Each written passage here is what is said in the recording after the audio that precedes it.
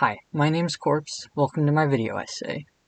So Netflix has this show, Dead Boy Detectives. It's super good, but all you gotta know to understand what we're all about here today is this. This is Edwin. Edwin Payne. Edwin died in 1916 in an epic failed prank that sent him to hell. After 70 years of hell, he escapes and meets his best mate. Not a euphemism. Probably. Edwin and his best mate live together, solving supernatural crimes, similar to two brothers I know of fondly. Edwin and his best mate, Charles, work together for 30 years before Charles falls for this other girl, Crystal. Edwin is not too fond of her. Together, the three of them travel to America to save a young girl from certain doom. To solve this case, Edwin uses a magic leash on a cat to get information, which is illegal or something. Then, because Edwin has committed a crime against all cats and must be punished like the naughty boy he is, the Cat King calls Edwin, with Crystal and Charles, to his cannery or warehouse or wherever the heck that building is. I don't know. I've never seen the show. Thus ensues a game of cat and ghost? Ha ha ha. Things to note about Edwin. 1916 was a very different time, so he is somewhat of a strong personality. His era had very little physical contact, even between parents and child, so Edwin is straight up not used to being touched. He is a ghost, due to the dying and escaping hell and such.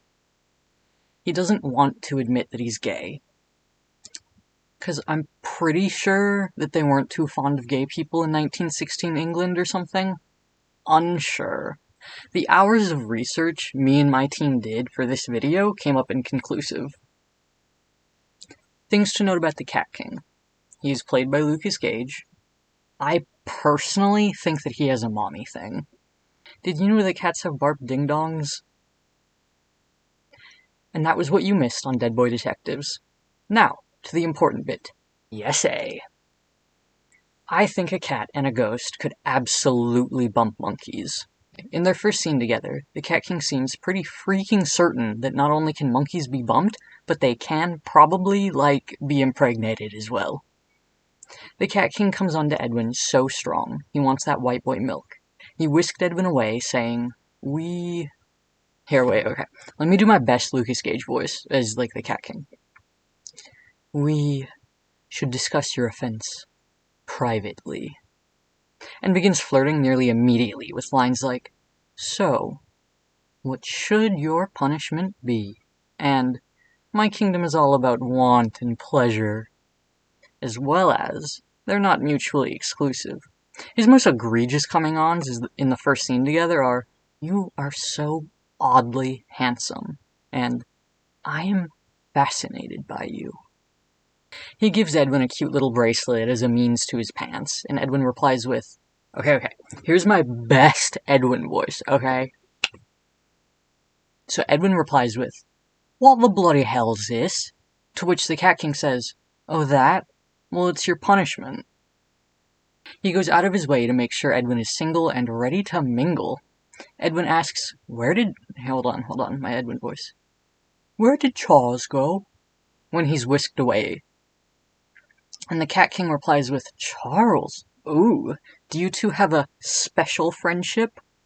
Then, after he gives Edwin his fancy little bracelet, he says, It comes right off as soon as you make me happy. To which Edwin says, And what would make you happy? And the Cat King is like, I'm fairly sure we can figure something out. Edwin does a gay little gasp, and the Cat King gets all huffy about not getting bussy. But I can see that has offended your old-fashioned sensibilities. Look, I'm a fair and consensual Cat King, so I'll give you another option. The Cat King came on so strong and flirty because he knew that the two of them can indeed get busy. A lot of fans have interpreted this scene as the Cat King soliciting relations from Edwin. They read it as him giving Edwin the option between getting each other pregnant and some other option. I don't know, I wasn't paying attention. Lucas Gage had his abs out, and you think that I was listening to them? Nah, bro. The sound of my pulse in my drawers was louder than whatever plot was going on. In their second scene together, the Cat King checks up on Edwin. He doesn't offer up relations again outright, but he's sitting in a flirty little pose, and he keeps touching Edwin and trying to get him interested. He's sitting there like that, gets Edwin's attention with a burning scratch, and then says, In my experience, uptight boys like a bit of rough play. Clearly he wants to get all 9 shades of Russian blue. Edwin asks him how his funky little bracelet that does plot-related shenanigans makes him happy, and the Cat King keeps on flirting with, "It gives me more time with you." And according to a research I've not made up, flirting always comes before copulation. The Cat King continues on to say, "I get it. I might be too mature for you, but I'm not the daddy type." Though he neglects to say anything about Edwin's role. Curious. And then he says, well, with age comes experience, because he wants in that virgin ghost's pants. Sorry, trousers? Breeches. Whatever. In this scene, we see the Cat King engage with Edwin's interests. He says, "I can really be anything you like. How about this?" In which he turns into a different boy Edwin has shown interest in. Then he asks, in what is clearly a play to get into those blue-gray trousers, "You like roleplay?" When the first boy doesn't rouse the reaction he desires, he turns into Edwin's best mate, Charles, and drags his leather hand up Edwin's chest and makes the hard eyes at him. He's even obviously been writing fan fiction in his bed late at night because he calls Edwin's eyes emerald when they are definitely not green. Maybe he's cat colorblind or something. I wouldn't know. I can see every color perfectly. He then drags his finger over Edwin's lips to put a truth spell on him. And one critique I have of the show is that I wish they used more practical effects. I'm not a makeup or editing guy. I don't know budgets and time and everything. I'm not sure what Netflix asks for, but I do know that I keep finding myself saying, this would have been cooler if it was real. And I feel like some glittery gold lipstick isn't the hardest thing in the world to actually put on someone. Sorry, that was an aside. Back to the essay, though. The truth spell is also a flirt, though. The Cat King doesn't make it clear until after he's made Edwin spill his guts and asks, "Now, doesn't that feel better?" And, "You never, ever have to pretend with me. I like your secret parts." He wants to see Edwin's most secretive parts, his most private of areas. And he will be trying again, because he knows it's possible. He's seen the light. He's had the pill that makes you know things are real, or whatever the Matrix was about. In their third scene together, the Cat King is trying to sabotage one of Edwin's other romantic interests. Because if a cat and a ghost can make babies, then this other dude could too. He says, someone's been a very naughty, naughty ghost. Because while he doesn't want the daddy role, he does want the hitting him role. "I've been on the hunt for you all night, hunting for that ding-dong.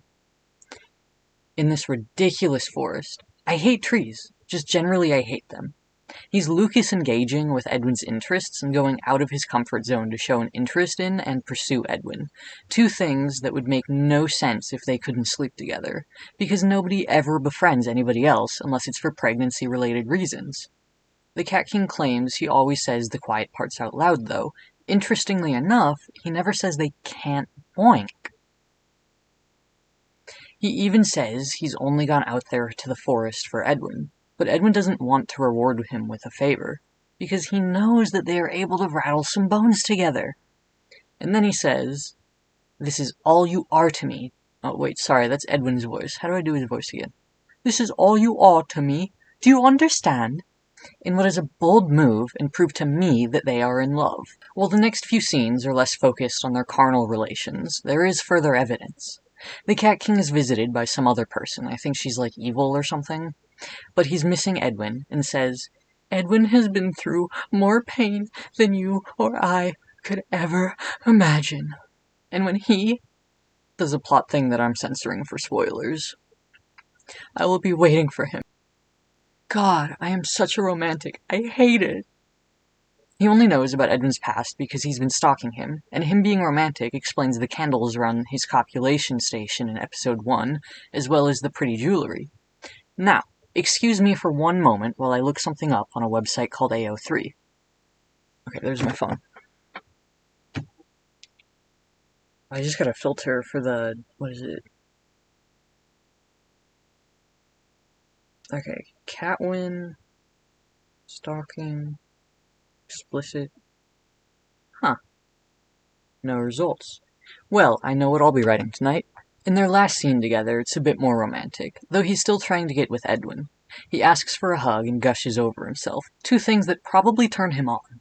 Now, some people might say that while the Cat King can make happies, that doesn't mean a ghost can.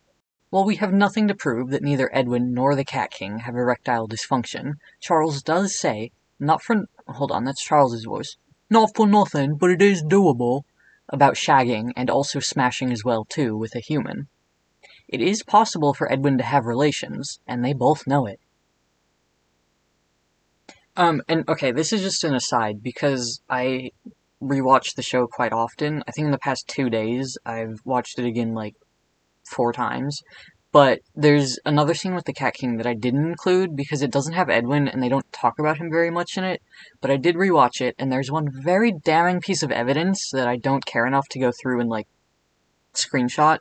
But he's talking with Crystal and this other girl that I haven't brought up yet, Nico. And they're talking to him about, like, Edwin. And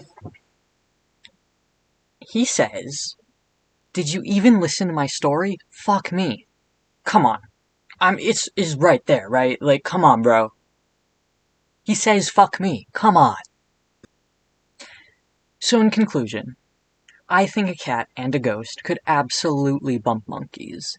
And you lot should go watch the show and tell me what you think.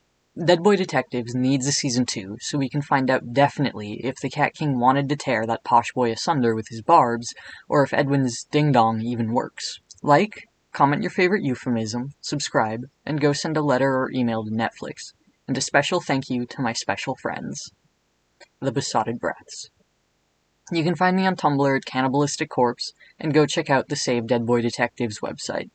Thank you so much for watching. My name is Corpse, and hopefully I'll be making some more. I have plans to make some, like, animatic videos, and I have a couple other, like, video essays planned.